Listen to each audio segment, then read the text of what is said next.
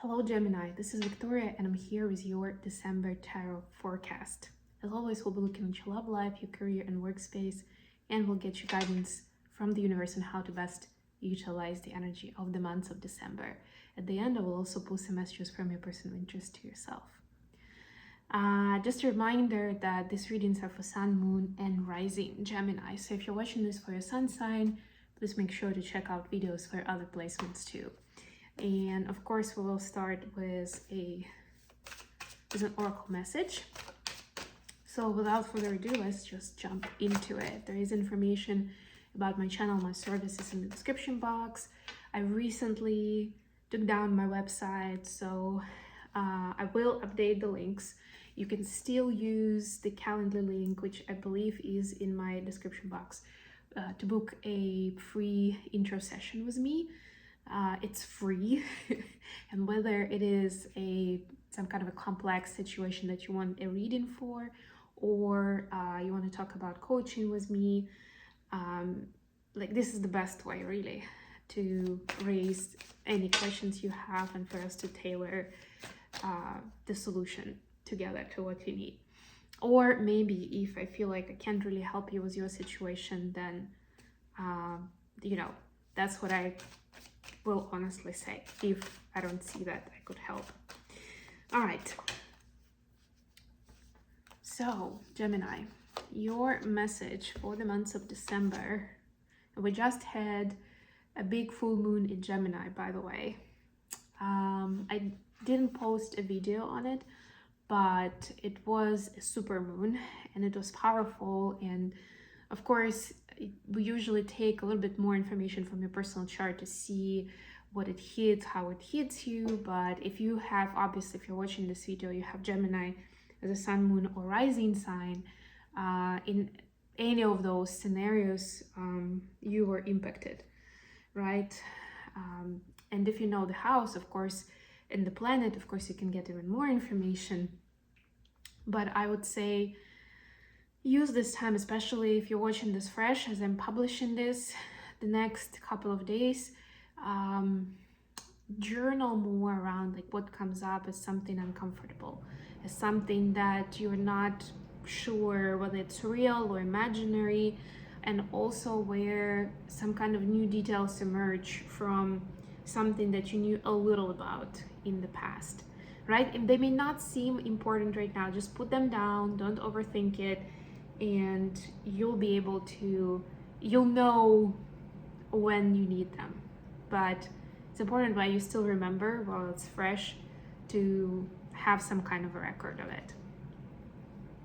And your oracle message from the angels and ancestors deck is from the star ancestor. Follow the voice of your soul. So whatever I just told you, that was part of that download, right? That your ancestors are giving you messages, you are receiving downloads in a way that would speak to you, that would resonate. But if you're relatively new to it, it's important to take record of what comes up. What comes up in dreams, by the way. I've seen really interesting dreams the last few days, and I think full moon in Gemini has a lot to do with it. So yeah, take record, and it will be a useful piece of information. It will be a clue when you need it. All right, with all that said, let's go with tarot. And first we'll start by seeing what is happening in your personal space and love life. We have Four of Pentacles. Apologize for the glare. These are very glossy cards, but they're also very beautiful, so couldn't resist. And also, yes, there is a cat in the background for your entertainment. It's probably gonna be sleeping most of the time, but if not, you get a little bit of a show. We have Two of Wands and the Star. This is Aquarius energy. Then for your career and workspace, there is a Chariot. That's Cancer. There's Ten of Swords and Five of Cups. Interesting. And then the advice, King of Swords, could be dealing with another air sign, Aquarius, Gemini, or Libra. Ten of Wands, and the High Priestess. This is Pisces energy. Very interesting. To 10 signs of ending. Six of Cups at the bottom of the deck.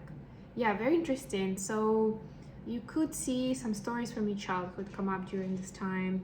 You may suddenly remember like that one particular weekend that, I don't know, your dad took you fishing, and that was, I'm just making it up, first and last time that you went because of what happened.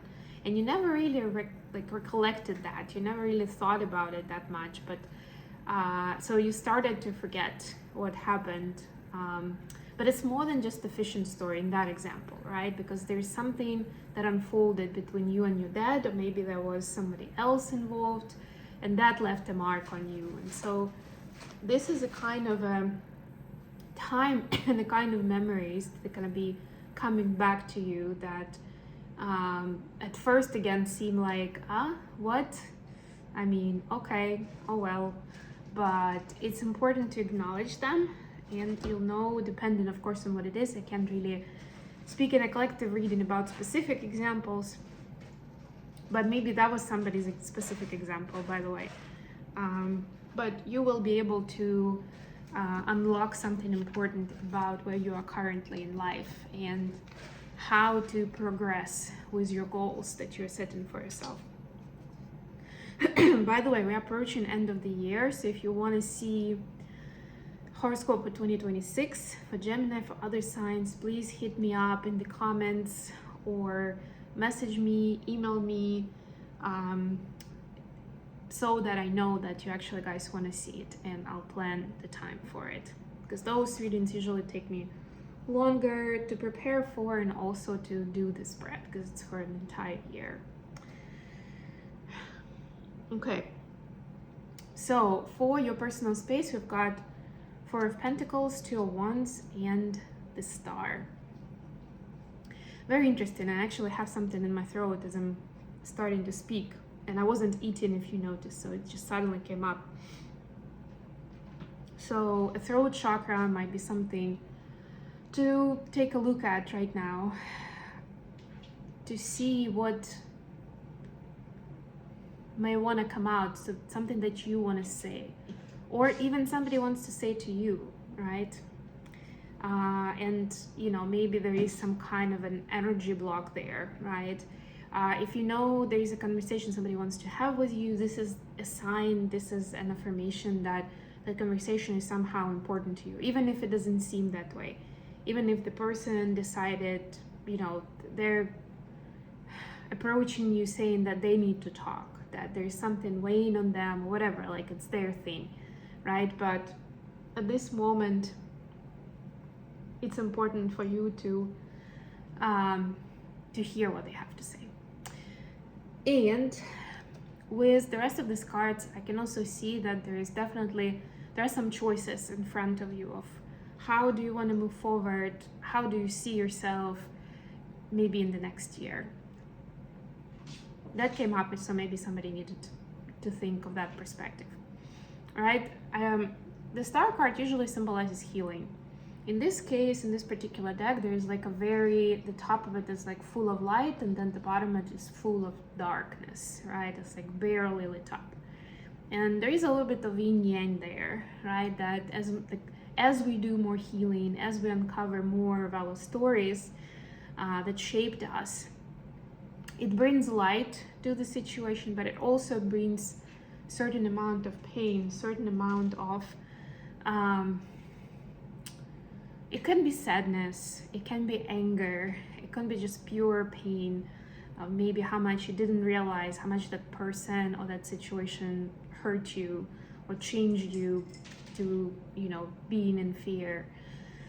So there's definitely this uncovering that is happening, and it may inspire you on the one hand to go for your dreams, you know, only live once, as you know, life is short, that kind of stuff. But it may also push you towards securing yourself, making sure that you're not in a vulnerable position like that anymore. And that's our brain thinking, right? That's the ego part, to protect us at all costs. But we know that when it comes to something real, and this is personal space, so we are talking about relationships here. When we're talking about close, trusted relationships, there are no guarantees and there is no security. You can't have that true, open-hearted relationship if you are closed off, if you keep it safe, if you play it safe, right? So this may be an instinct. Well, an instinct is the wrong word here, right? But it may be like the autopilot response that you may want to go with. But if somebody's asking you those questions, like, do you want to go out, or, how do you see us moving forward, or something, some kind of inquiry coming your way, maybe give yourself some time to sleep on it before you respond.